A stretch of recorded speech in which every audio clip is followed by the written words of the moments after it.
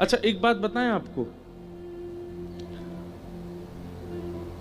हमारे द्वारा किए गए भगवद भाव जीवन में उतर रहे हैं, मन में उतर रहे हैं, बुद्धि में उतर रहे हैं, इसका एक प्रमाण स्वप्न में प्राप्त होता है।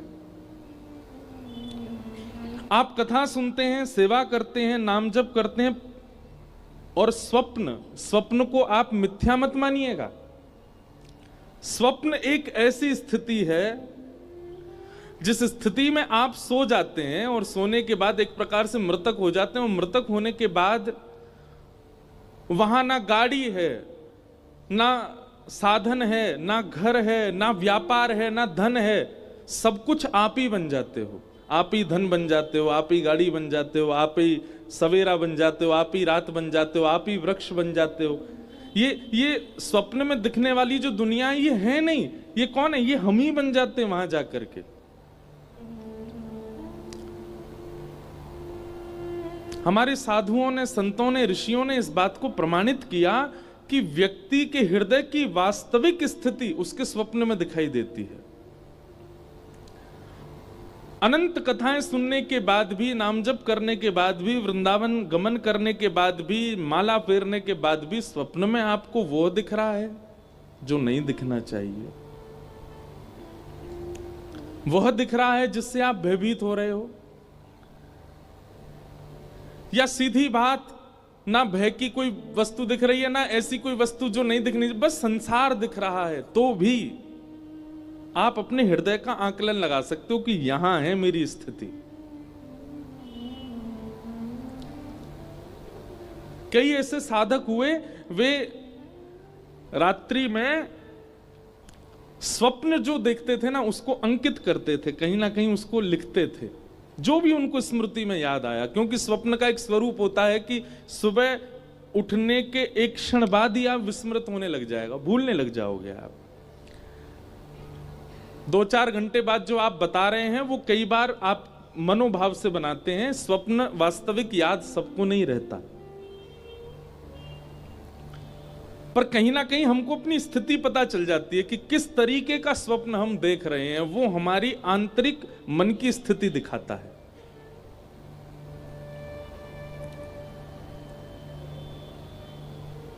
दुष्स्वप्न आना, बुरे स्वप्न आना, गलत वस्तुओं का बार बार दिखना, भय की चीजों का दिखना, ये एक प्रकार से ये दर्शाता है कि हमारा भजन अभी मन से नहीं बना है, हमारी कथा अभी मन से नहीं बनी है, हम वृंदावन अभी मन से नहीं गए। हमने अपने ऋषियों को, गुरुओं को, साधुओं को, महापुरुषों को मन से प्रणाम नहीं किया है। 2 स्थिति बनेंगी यदि मन से होगा तो, या तो स्वप्न में कुछ दिखेगा ही नहीं, सोओगे तो ठीक सीधे सुबह ही उठोगे, और या फिर दूसरी स्थिति बनेगी कि स्वप्न जब भी देखोगे तो उसमें कोई निकुंज की लीला ही दिखेगी, निकुंज के भाव ही दिखेंगे।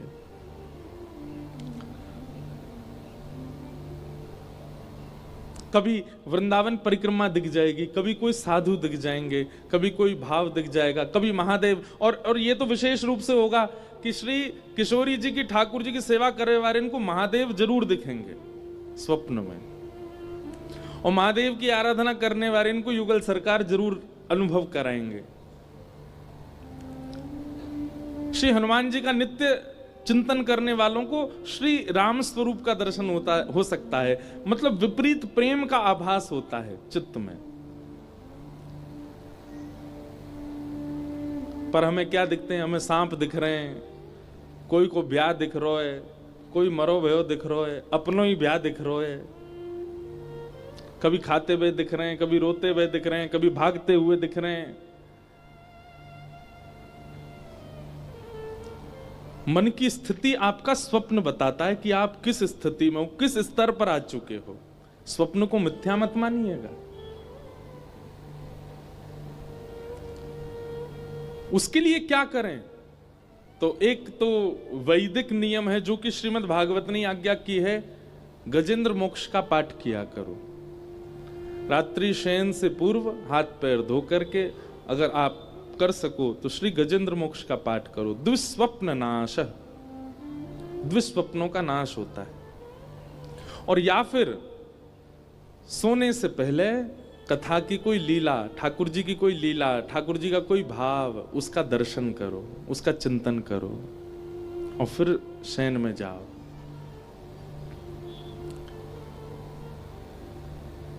स्वप्न में दिखी, ये सूरदास जी वाणी लिखते हैं, कुम्मन दास जी ठाकुर जी की लीला लिखते हैं। इनको कहां अनुभव होती है ये? या तो स्वप्न में या फिर मानसी में। तो स्वप्न सामान्य नहीं है, स्वप्न स्थिति है आपके भजन की, आपके मन की, आपकी बुद्धि की। आपके विकार कितने नष्ट हो रहे हैं ये आपका स्वप्न बताएगा।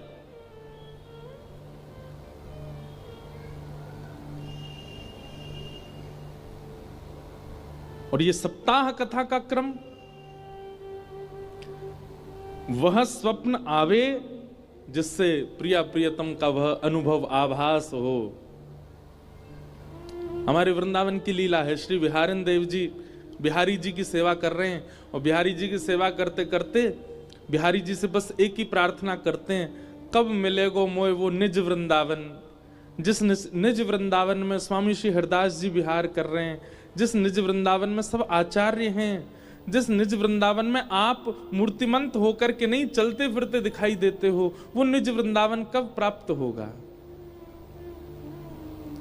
और बस बिहारी जी की सेवा करते नित्य यही भाव रखते, कब मिलेगो मोय वो निज वृंदावन। एक दिन यमुना जी के तट पर बिहारी जी का अभी मंगला नहीं हुई है, बिहारी जी का अभी उत्थापन नहीं हुआ, उससे पूर्व स्वयं स्नान के लिए यमुना जी गए। अब देखो कहां कब अनुभूति हो जाए ये भी हम कह नहीं सकते।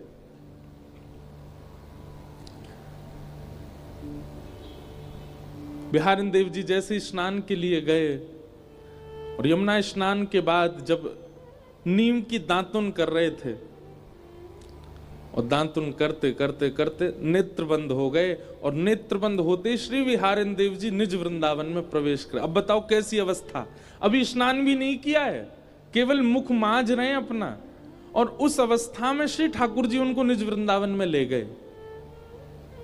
निज वृंदावन में क्या देखा?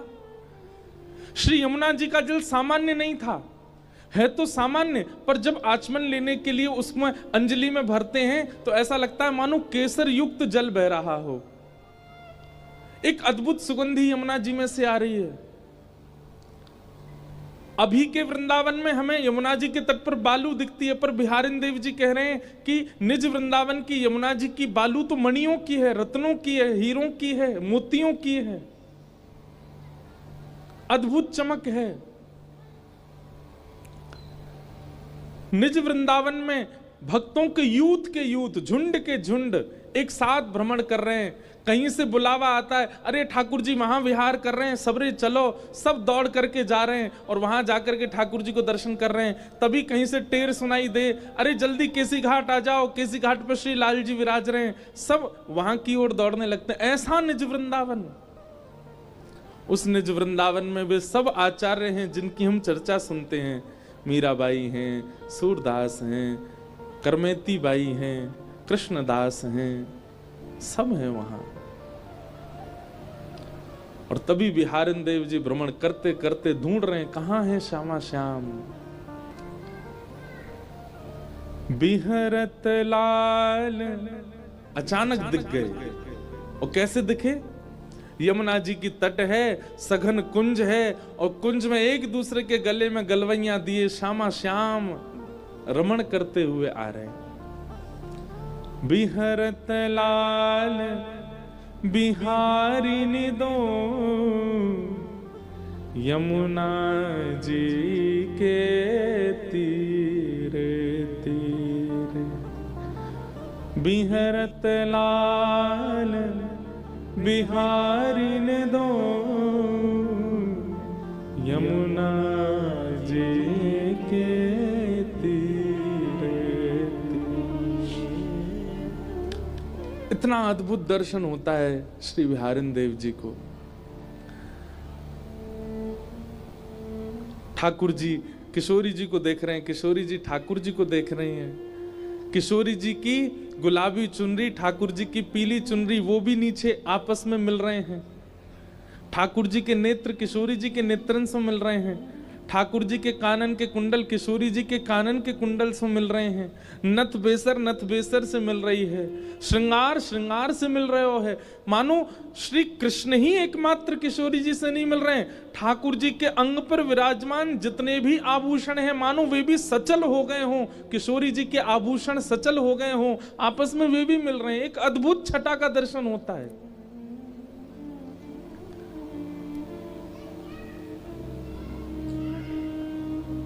बिहारिन देव जी दर्शन कर रहे हैं और अवस्था क्या है, दातुन कर रहे हैं और दातुन करते करते निज वृंदावन का दर्शन। तभी जोर की ध्वनि आई, श्री हरदास, अरे श्री हरदास। तभी बिहारिन देव जी के नेत्र खुले और नेत्र खोल करके देखा तो वहां तो वो वापस उसी वृंदावन में आ गए और वहां तो सब वैष्णव जन चारों ओर से घेर के खड़े हैं और बिहारिन देव जी कह रहे हैं, का भयो भैया, तुमने मुझको काय को ध्यान से उठाए दियो। बोले बिहारिन देव जी, आप किस अवस्था में चले गए थे? तब बिहारिन देव जी बताने लगे, मैं इस अवस्था में चला गया, पर आप लोग इतने चिंतित क्यों हैं? तो किसी ने कहा, बोले आपको 3 दिन हो गए यहीं बैठे बैठे और 3 दिन से दांत मांज रहे हो, मसूड़ों से रक्त निकल रहा है आपके। और इतना ही नहीं, 3 दिन से बिहारी जी शयन अवस्था में ही हैं।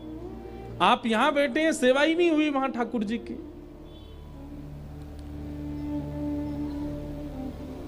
यह है स्थिति। कहां बिहारिन देव जी को कुछ क्षण के दर्शन हुए थे, पर प्रकट स्थिति में वो 3 दिन बीत चुके थे। इन अवस्थाओं तक पहुंचना, इन अवस्थाओं तक हम इतनी लंबी अवस्था में, इतनी श्रेष्ठ अवस्था में तो नहीं जा सकते, पर कम से कम रात्रि में जब अपने देह के अभिमान से शून्य होते हैं, विषय विलास से शून्य होते हैं। बंधुओं, एक बात मेरी बहुत ध्यान से सुनिएगा। साधक अगर अपनी निद्रा को पवित्र कर लेना,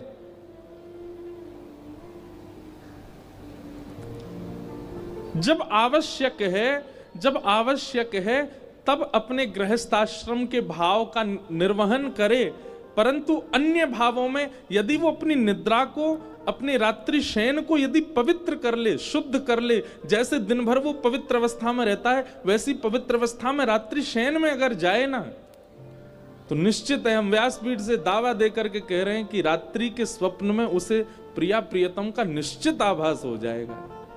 बस वो शुद्ध अवस्था में निद्रा में जाए। और कम से कम हमारे युवा भाई बहन जो अभी ब्रह्मचर्य में ही हैं, कम से कम वो ही इस बात का प्रयास करें। वह चिंतन, वह छवि, हम कई बार बताएं आपको, हम कोई अपनी प्रशंसा के भाव से नहीं करें, कई भाव व्यास मंच से वो निकल आते हैं जो कहीं पढ़े भी नहीं गए हैं। कई बार ऐसा होता है कि कोई पद देखा, कोई लीला देखी, पर वह लीला जितनी लिखी हुई थी उससे अधिक दिखने लग जाती है, अधिक समझ में आने लगती है, अधिक उसका वर्णन आने लगता है। और ये कब संभव होता है? जब कहीं ना कहीं हमारा मानसिक भाव शुद्ध हो, हमारे मन शुद्ध हो, और मन की शुद्धता का एकमात्र उपाय है श्रीमद् भागवत की कथा। यहां ज्ञान के जो कड़वे नीम खिलाए जाते हैं ना, वो कड़वे नीम औषधि हैं, ताकि रसगुल्ला खा सको, ताकि गुलाब जामुन खा सको, ताकि गाजर का हलवा खा सको। खूब नीम खाई होगी तो फिर बाद में कुछ भी मिठास खाओगे तो शुगर लेवल बढ़ने में थोड़ी आसानी कम रहेगी, जल्दी नहीं बढ़ेगा। ठीक वैसे ही ब्रज की लीला, ठाकुर जी की अंतरंग लीला, बाल लीला, ये सब तो मिठास है। सीधे उसके आश्रम में चले जाओगे तो कहीं ना कहीं रोगी बनने की संभावना ज्यादा है। रोगी बनने की संभावना मतलब कहीं ना कहीं वहां दोष दिख जाएगा आपको। लेकिन श्रीमद् भागवत के अनन्य ज्ञान, जहां पर कई भक्तों के चरित्र, कई भाव सुनाए जा रहे हैं, इनका नीम यदि पहले ले लिया होगा तो उस लीला को समझने में और सहजता आ जाएगी। इसलिए भागवत में सीधे लीलाएं नहीं सुनाई जाती, पहले कई भक्तों के चरित्र और कई ज्ञान के प्रसंग सुनाए जाते हैं। तो ऐसी भागवत की कथा हमारे जीवन में आई है, हम उनके आश्रय में रह करके आइए उस स्थिति में पहुंचे कि कभी स्वप्न में ही सही ठाकुर जी का वह साक्षात्कार हो।